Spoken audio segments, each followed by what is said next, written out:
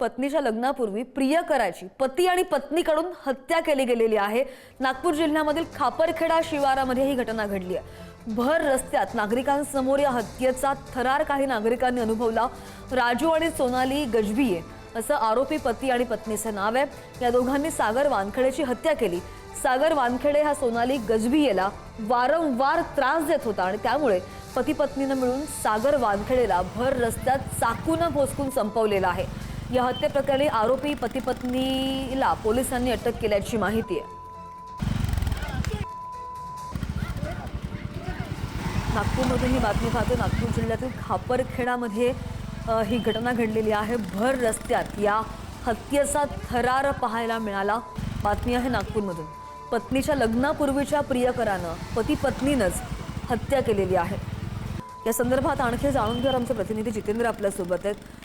जितेंद्र, काय आता चौकशीमध्ये समोर आले? पोलिसांनी काय कारवाई केली आहे? श्रद्धा, अतिशय धक्कादायक अशी ही घटना म्हणावी लागेल, कारण काल दुपारची ही घटना आहे। नागपूर जिल्ह्यातील खापरखेडा आणि कोराडी हा मार्ग आहे। त्या कोराडी मार्गावरील शिवारा संदर्भात जेव्हा हे राजू गजभिये आणि सोनाली गजभिये यांनी ही हत्या केलेली आहे। महत्वाचं म्हणजे सोनाली गजभिये हे लग्नापूर्वीचे प्रेमसंबंध होते आणि तो मामे भाऊ असल्याची देखील माहिती मिळतोय।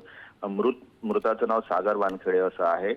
काल दुपारी जेव्हा यांना गेल्या काही दिवसांपासून मोठ्या प्रमाणात त्रास होत होता, मुलांना जीवे मारण्याचीही धमकी देत होता आणि आपल्यासोबत संबंध ठेवण्यासाठी जो आरोपी आहे तो सोनाली गजभिये हिला वारंवार प्रेशर करायचा। त्यानंतर पती पत्नींनी मिळून त्याच्या खुनाची घटना खून करण्याचा जो प्लॅन होता तो पूर्ण केलेला होता आणि हा जो घटनाक्रम आहे तो परिसरातील काही लोकांनी आपल्या मोबाईलमध्ये चित्रित केला। मात्र हातात मोठा चाकू असल्यामुळे कोणीही सामोर जाण्याची हिंमत केलेली नाही। मात्र घटनेनंतर दोन्ही जे आरोपी आहेत पती पत्नी यांनी पोलिसांना आपल्या ताब्यात घेतलेला आहे पोलिसांनी आणि त्यांना अटकही केलेली आहे आणि पुढील तपास करत आहेत। मात्र या घटनेचा जो लाईव्ह व्हिडिओ आहे तो मोठ्या प्रमाणात व्हायरल होतोय।